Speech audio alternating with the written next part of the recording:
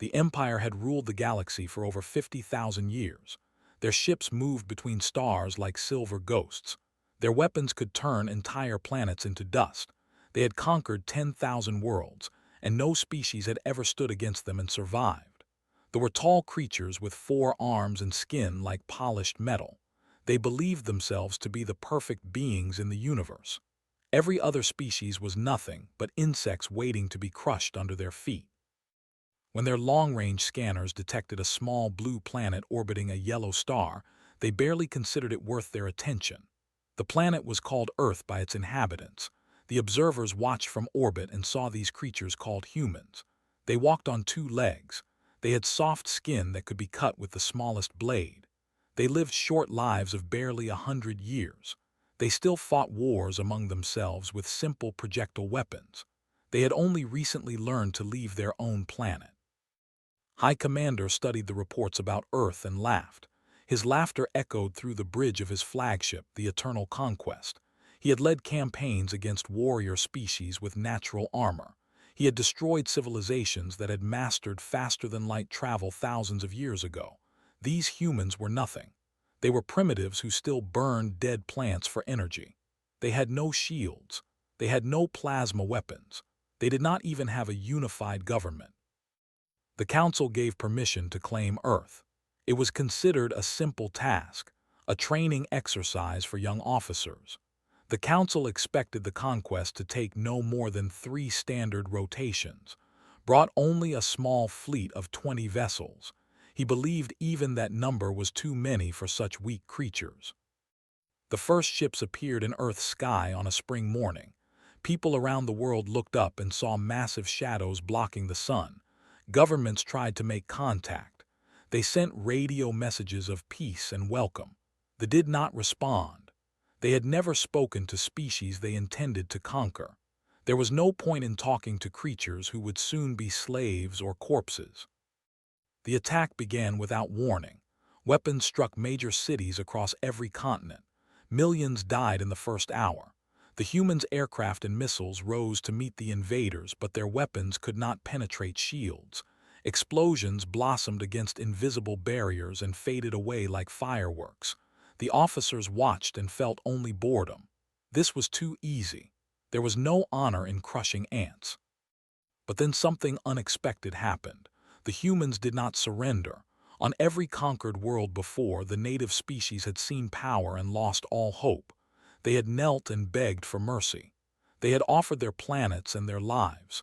The humans did none of these things. Instead, they became angry. Their fear transformed into rage. Their despair became determination. General Maria Santos stood in an underground bunker beneath the mountains of South America. She had lost her husband and daughter in the first attack.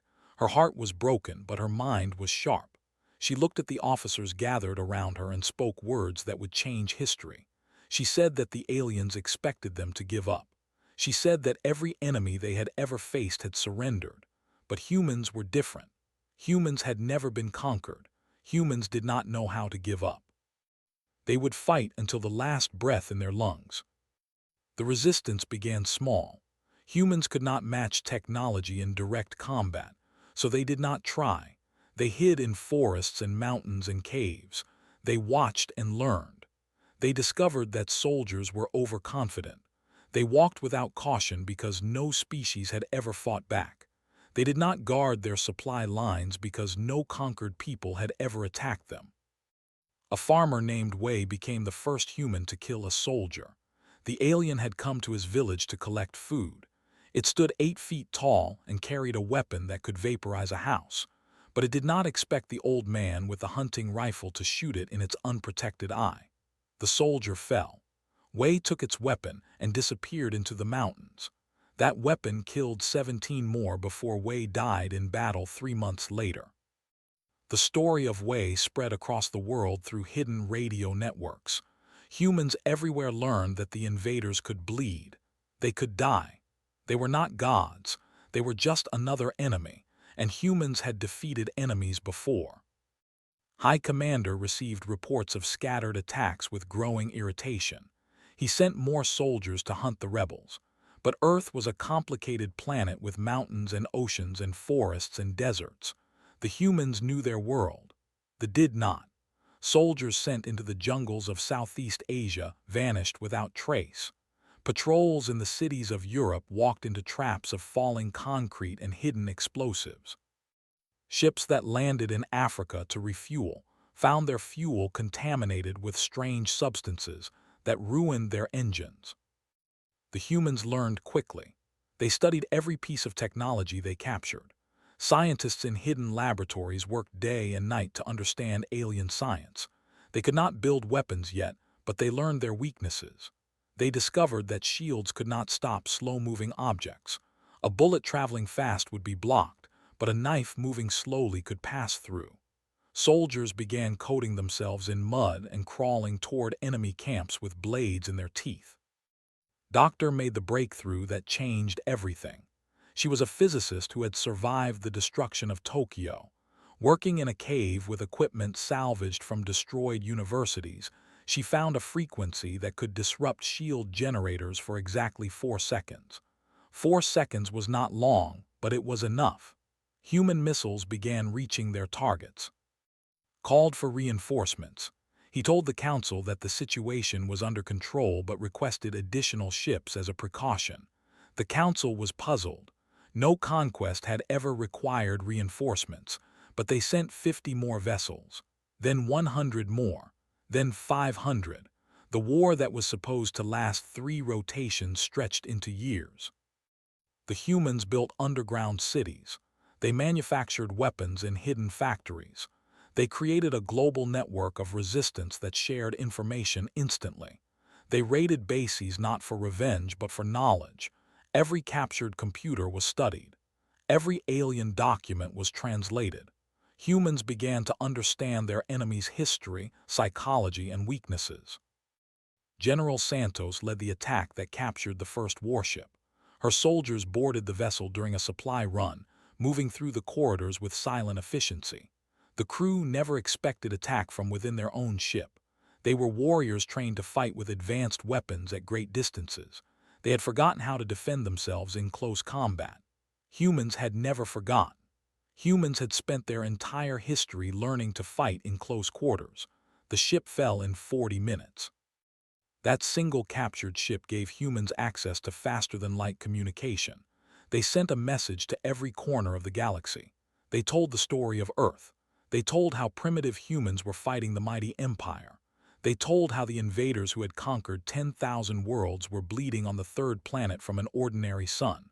That message reached the slave species on 1,000 worlds. For the first time in generations, they felt something they had forgotten. They felt hope. Rebellions erupted across the empire. They had spread themselves thin over 10,000 worlds. They had never needed large occupation forces because conquered species always remained obedient.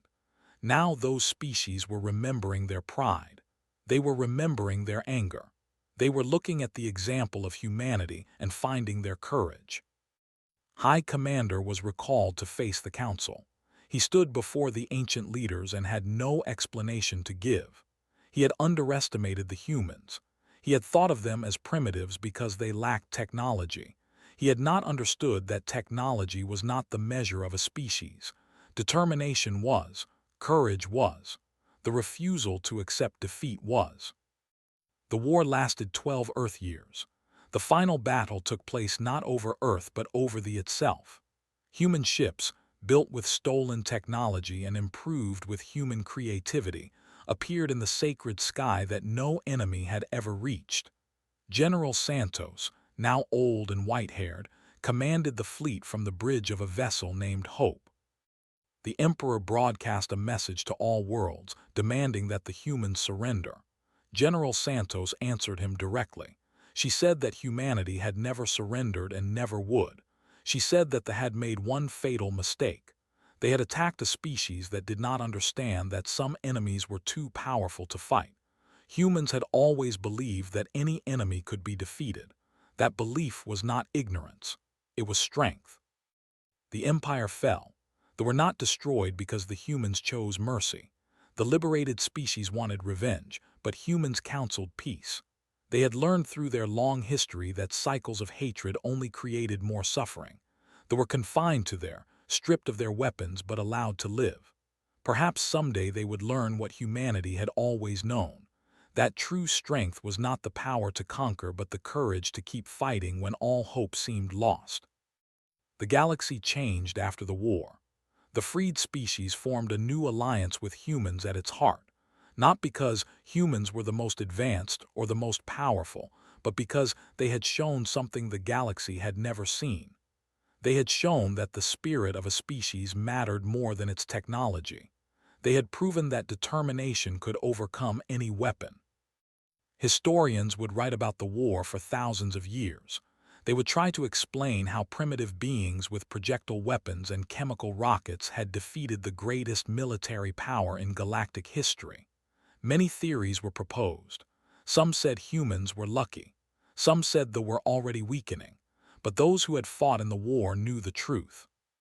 Humans won because they simply refused to lose. When every logical calculation said surrender was the only option, humans chose to fight. When every strategic analysis showed defeat was certain, humans found another way. They were not special because of their bodies or their technology. They were special because of their hearts. They carried within them a fire that could not be extinguished by any weapon ever created. The memorial on Earth bore a simple inscription. It said that this world taught the galaxy that the size of a fighter mattered less than the size of their fight. Visitors from across the stars came to read those words and wonder at the strange primitive species that had refused to bow before the conquerors of 10,000 worlds. And in the quiet moments of night, when children of all species looked up at the stars, they remembered the lesson that Earth had taught. They remembered that no darkness was too deep and no enemy too strong. They remembered that courage was the greatest weapon in the universe. They remembered humanity.